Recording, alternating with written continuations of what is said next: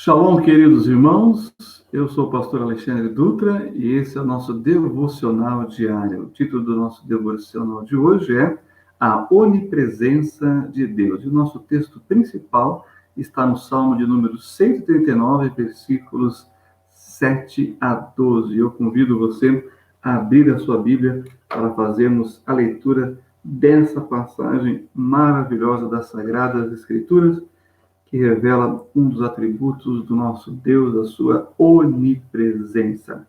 Acompanhe comigo a leitura do Salmo de número 139, versículos 7 a 12, que diz assim: Para onde mirei do teu espírito? Ou para onde fugirei da tua face? Se subir ao céu, lá tu estás. Se fizer no inferno a minha cama, eis que tu ali estás também.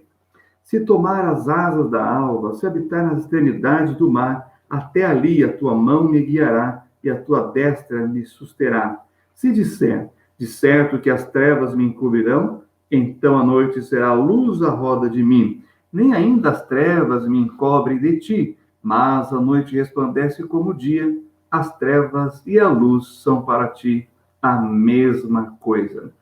Temos aqui de forma poética uma das doutrinas, dos atributos naturais e incomunicáveis de Deus, que é a doutrina da onipresença divina. Bem, a palavra onipresença deriva de duas palavras latinas, omnis, que quer dizer tudo ou toda, e a segunda palavra, praesum, que quer dizer estar próximo ou presente, E foi baseado no texto hebraico de Ezequiel, capítulo 48, versículo 35, que é o último versículo do livro do profeta Ezequiel. Ele vai dizer assim no final, letras garrafais, em hebraico, Adonai Shammah, ali está o Senhor, ou o Senhor está ali. Veja bem, Adonai Shammah é o nome hebraico que revela a onipresença de Deus e que quer dizer Deus presente. Ou seja, não há lugar onde Deus não está ou não possa estar, porque Ele é o Deus presente, tá bom? Portanto, a onipresença, é a palavra latina de uso teológico que revela que Deus está presente em todos os lugares. E como nós temos percebido, existem atributos naturais de Deus, ou seja, intrínseco a Ele, e que não é comunicado para com as suas criaturas, Esse é um dos atributos de Deus incomunicáveis, ou seja, Deus não comunica esse atributo com os seus seres criados, seja anjos, querubins ou nós, seres humanos, porque só Deus pode estar em todos os lugares. Nenhuma outra criatura, por mais elevada na criação, tem esse atributo, não é verdade? Esse poder de onipresença, tá bom? Então, guarde isso no seu coração, pois é muito importante saber que só Deus pode estar em todos os lugares. Só Deus pode ocupar cada espaço daquilo que Ele criou. Muito bem. Na prática, o que significa a onipresença divina? Vamos trabalhar agora na parte prática, uma vez que já temos o conceito, já explicamos a origem do termo, tá certo? O que ele revela. Bem, na prática quer dizer o seguinte, que Deus está em todo lugar e possui pleno conhecimento de tudo quanto ocorre em todos os lugares. Isso quer dizer que ele não está de forma passiva nos lugares, embora ele haja diferentemente em cada lugar onde ele está. Assim, como Deus é ilimitado ou infinito com respeito ao tempo, também é ilimitado com respeito ao espaço. Para Deus, não há passado, presente ou futuro, e também o espaço também não há lugar longe ou distante para ele, tá certo? Essa característica da natureza de Deus é chamada de onipresença divina. Então, guarde bem isso no seu coração, também na sua mente. E a onipresença de Deus pode ser definida da seguinte maneira. Aqui vamos dar uma definição mais elaborada, mais acadêmica e teológica, mas que é de fácil compreensão. Vamos lá, então, para essa definição. Deus não tem tamanho, nem dimensões espaciais, e está presente em cada ponto do espaço com todo o seu ser. Ele, porém, age de modos diversos em lugares diferentes, tá certo? Deus está presente em todo lugar, e há passagens nas Sagradas Escrituras que revelam isso para a gente de forma clara, objetiva e contundente. E muitas vezes é revelado o propósito de Deus, ou seja, que ele agir diferente de Deus em cada situação. Quando a gente pensa, não é, em catástrofes, ou em gozo, ou em momentos tristes, Deus está ali. Mas o seu agir vai ser diferente de acordo com a sua vontade, com o seu querer, que é um outro atributo de Deus, hein? Uma outra oportunidade podemos falar isso. Não é porque Deus está ali que coisas ruins ou boas vão acontecer. Ele vai estar em cada lugar, mas ele vai agir de acordo com o seu querer, a sua vontade e o seu propósito, tá certo? Então, vamos aqui olhar, por exemplo, Jeremias, profeta Jeremias, capítulo 23. Nós vamos ler aqui os versículos 23 e 24, e aí assim, então, nós vamos ter uma compreensão melhor dessa parte da presença de Deus, né, nos lugares, tá certo? Acompanhe comigo. Profeta Jeremias, capítulo 23, versículos 23 e 24. Diz assim a palavra do nosso Deus: porventura sou eu Deus de perto, diz o Senhor, e não também Deus de longe? Esconder-se-ia alguém em esconderijos, de modo que eu não o veja, diz o Senhor. Porventura não encho eu os céus e a terra, diz o Senhor. Perceberam? Essa expressão é muito importante. Nosso Deus é um Deus de perto e Deus de longe. Isso quer dizer que nós podemos orar com as pessoas de perto, nós podemos orar pelas pessoas distantes, e que Deus ouve as nossas orações e Deus está contemplando a situação. Contudo, ele vai agir segundo a sua vontade, o seu querer. Mas a segunda parte do texto, em que diz esconder-se-ia alguém em esconderijos, ele está advertindo os profetas, ou as pessoas que estão ministrando no templo, e aqueles que são da liderança de Israel, em todo o contexto de Jeremias, que achavam que podiam fazer coisas escondidas da presença de Deus. E não podem. E eles tinham uma falsa sensação, ilusão, de que porque Deus não estava agindo contra aquilo de errado que ele estava fazendo, e que Deus não estava vendo. Não, Deus estava vendo, contemplando, e ele diz que a sua presença, né, como diz o texto, né, porventura não encho eu os céus e a terra, mas ele tem um momento certo de agir. Tá bom? E às vezes Deus vai dar um tempo para que os homens se arrependam, ou através da catástrofe, do juízo, da dor, do sofrimento, para que os homens se arrependam. Mas não é que ele está indiferente àquilo.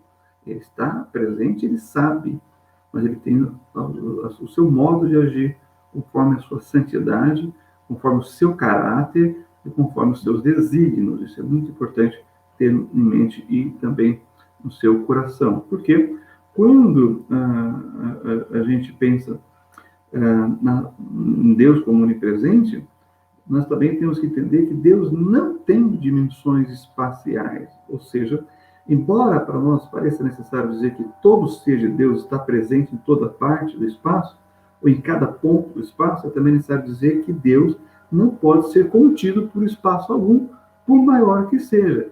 Isso a gente vê claramente quando Salomão, rei Salomão, constrói o templo, né? E Deus vem se fazer presente naquele templo. Então, perceba, embora Deus esteja em todos os lugares, nenhum lugar, o maior, o mais especial que seja, pode contê-lo. Não há coisa alguma que possa conter a Deus. Não há espaço algum que possa limitar a ação de Deus. Mas é bom a gente ler 1 Reis, capítulo 8, 27, porque fica de forma explícita esse conceito, tá certo? E depois eu vou falar uma questão aqui doutrinária também muito importante. Olha só, 1 Reis, capítulo 8, versículo 27 diz, o rei Salomão falando, mas, na verdade, habitaria Deus na terra, eis que os céus e até o céu dos céus não poderia conter, quanto menos esta casa que eu tenho edificado.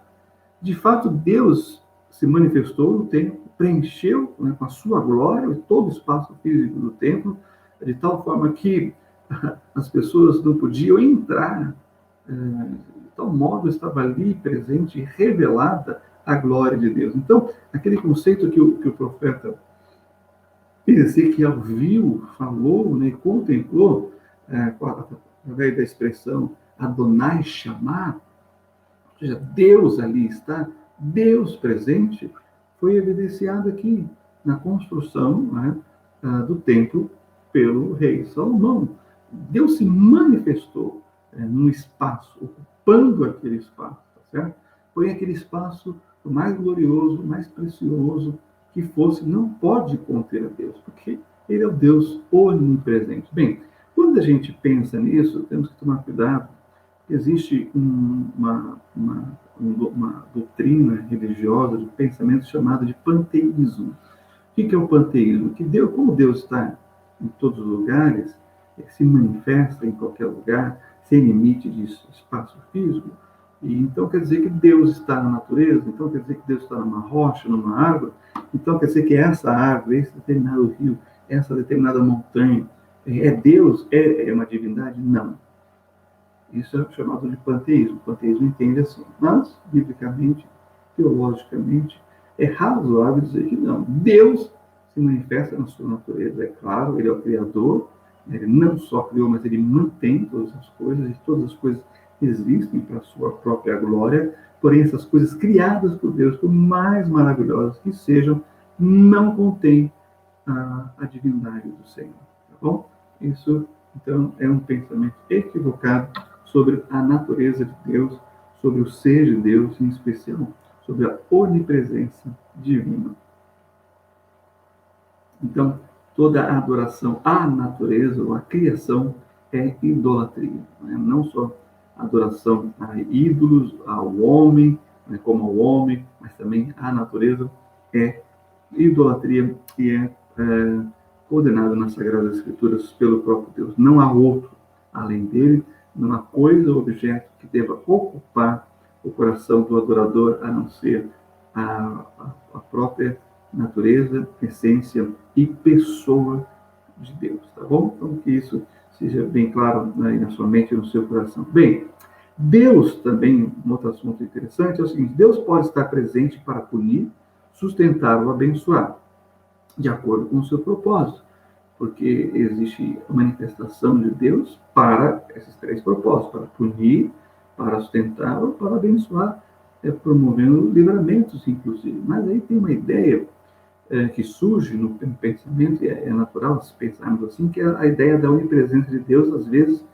perturba certas pessoas, algumas pessoas, isso é natural, que se perguntam como Deus pode estar presente, por exemplo, no inferno. Então, quando a gente leu lá o Salmo número 139, que revela para a gente, né, que não tem como se esconder de Deus, também no versículo 8 é dito o seguinte: se subir ao céu, lá tu estás.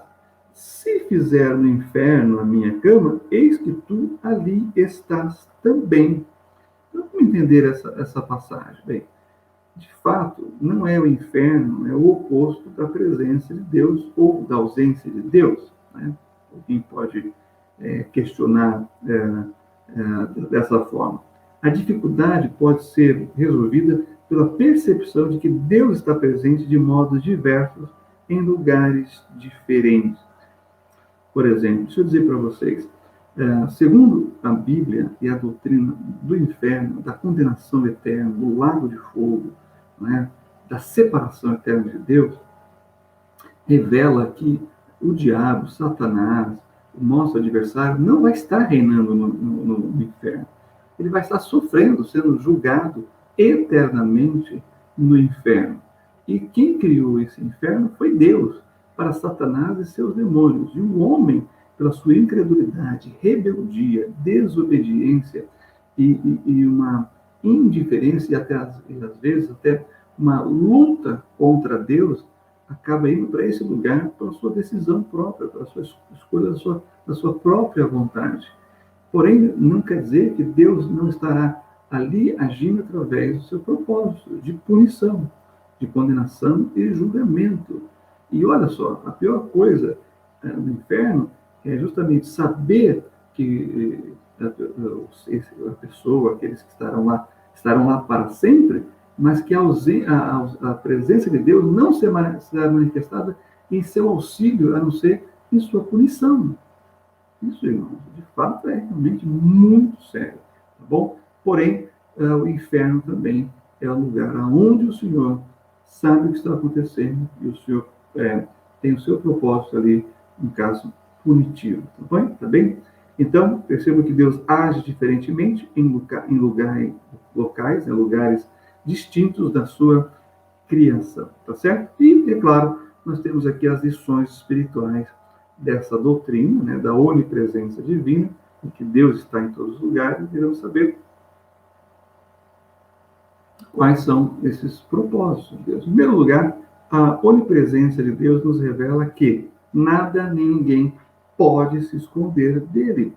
Aqui no Salmo 139, olha só os versículos 7 a 10, novamente. Para onde me irei do teu espírito? Ou para onde fugirei da tua face? Tem algum lugar? E ele vai dizer alguns e reconhecer que não tem como. Por exemplo, o versículo 8 novamente. Se subir ao céu, lá tu estás. Se fizer no inferno a minha cama, eis que tu ali estás também. Se tomar as asas da alva e habitar nas extremidades do mar, não é? Nas extremidades do mar, percebo, até ali a tua mão me guiará e a tua destra me susterá. Não tem como você se esconder da presença de Deus. É muito interessante, né? E até a gente lembra das questões infantis, quando éramos crianças e com os nossos filhos, né? E a gente fechava, colocava a mão no rosto, nos olhos, onde é que está? Onde é que está? Sumiu, né? Não está vendo?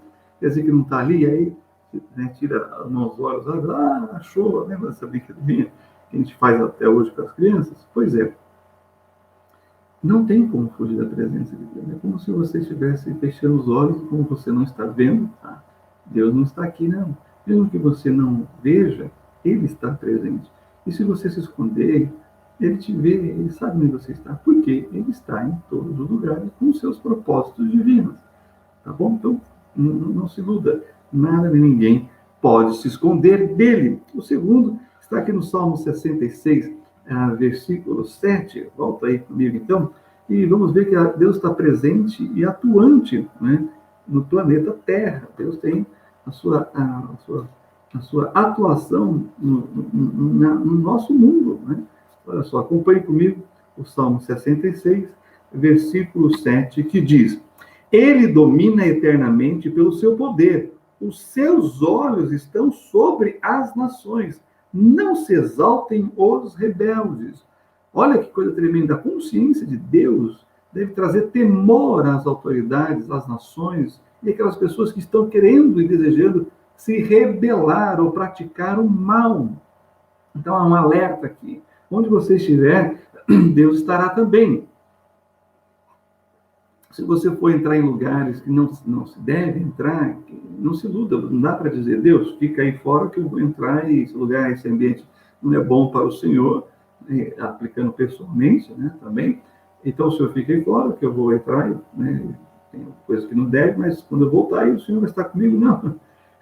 Onde você estiver, Ele vai estar também. Olha só o Salmo de número 11 agora, e nós vamos ver aqui o versículo 4. Então, Salmo de número 11, e vamos ver o versículo 4, que diz assim, Salmo 11, versículo 4. Deixa eu chegar lá.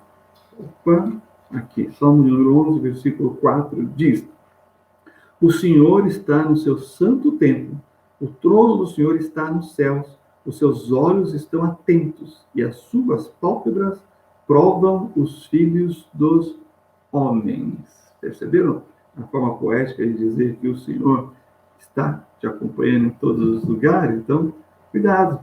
Nós temos uma musiquinha que cantamos para as crianças, cuidado pezinho por onde anda, né? Então, cuidado mãozinha no que pega, cuidado olhinho no que vê, porque o Senhor está ali conosco, tá bom? Esse é o temor do Senhor nos nossos corações e a certeza de que Ele está conosco que vai evitar você de fazer aquilo que não agrada a Deus e, por consequência, sofrer as punições. A presença de Deus, então, nos guarda de pecarmos contra Ele, contra o próximo, contra as pessoas que amamos, contra as pessoas que foram criadas à imagem e semelhança de Deus. Também, quando o evangelista Mateus vai escrever acerca do nascimento do Senhor Jesus, ele vai citar o profeta que diz que o Messias seria Emanuel. Lá em Mateus 1:23 diz isso. Ele será chamado Emanuel. O que quer dizer Emanuel? Deus conosco. Então, essa palavra deve calar profundamente no seu coração. E, para terminar, para concluir esse devocional de hoje, vamos para Mateus, capítulo 28, e vamos ver o versículo 20, que há aqui uma promessa maravilhosa do Senhor Jesus, que é o Emanuel, Deus conosco, que diz assim, Mateus 28, versículo 20, o último versículo também do livro de Mateus. Ensinando-os a guardar todas as coisas que eu vos tenho mandado. Essa é a primeira parte, mas a parte que eu quero dar ênfase está aqui, a segunda. E eis que estou convosco todos os dias até a consumação do mundo. Amém. O Senhor está com você, o Senhor está comigo, o Senhor está conosco. E isso até a consumação do mundo, até o final dos tempos, a consumação dos séculos. Creia nisso e saiba que é bom saber, não é verdade? Que Deus está conosco. Quando tudo vai bem, quando tudo vai mal, quando estamos passando por dor e sofrimento, ou quando estamos em momentos de alegria e gozo, o Senhor está presente. Esse é o Adonai chamar, o Deus onipresente, o Deus que está ali, que está aqui, que está com você, que está comigo, o Deus onipresente. Amém? Que Deus abençoe a sua vida com a meditação dessa palavra. E agora...